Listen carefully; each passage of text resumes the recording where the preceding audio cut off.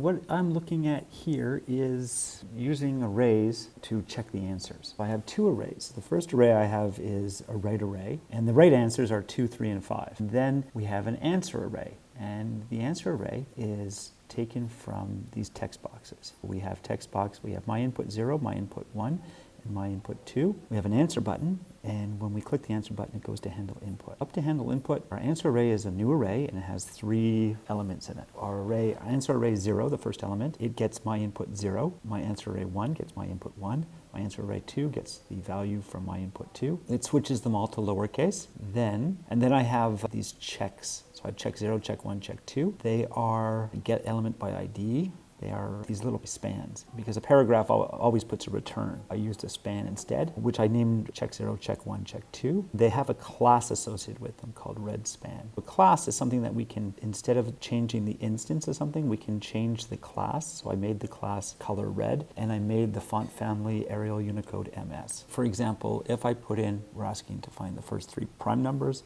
and the correct answers are 2, 3, and 5. But if I put 2, 4, and 5 and press answer, see, I get these little check correct, wrong, correct. Yeah, the beauty of this is the order doesn't matter. So if I put in 5, 2, 4 and press answer, the 5 and 2 are correct, but the 4 is incorrect. Totally works the way we want. That's what those checks do. I put in a variable, check 0, it's a variable. It's getting the get element by ID, check 0. It's a pointer to those check marks or X's. If it's right, it just says you were right. If it's wrong though, if 0, 1, and 2 are not correct, if one of them is not correct, or all of them are not correct, or some of them are not correct, it checks to see if the right array includes what we answered in text box 0. Is it included in text box 0? Or what we answered in text box 0, is it included in the right array? If it is, it puts a check. Check 0, inner HTML is equated to the check mark. If it's not, then we get an X. And then we repeat that for check answer 1 and for check answer 2. Let's say they get them all right. What I might want to do is just remove this and put it later on. If they're all right, I'm going to do something else. I'm just going to get rid of this else. I'm going to have it put the check marks in every single time. I want to say you're right, but I also want to put in a little timer so it counts to 5. After 5 seconds, it goes to the next question. Instead of going to the next question right away, it's just going to wait for a certain amount of time. To do that, we have to use something. I'm going to make another function called check time. I'm going to take all of this function, right, and put all that stuff in there. I'm just going to call this function over and over again using something called an interval. If we got the right answer, I'm going to put in an interval. So I need to make something called an interval up here. I make var, and I'm going to call it my interval. We're going to go to right answered.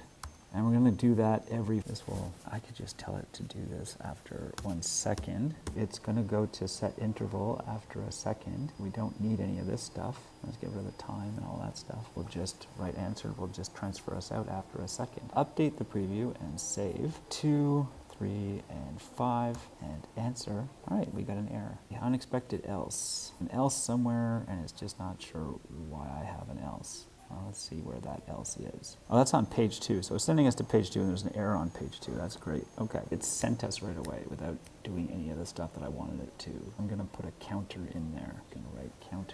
Count is equal to 0. Count plus plus. If count is greater than 1, there we go. And here. Update preview, save. 2, 5, and 3, and answer. Let's see what's happening in the console log. I didn't close the function, so we're just missing a brace bracket.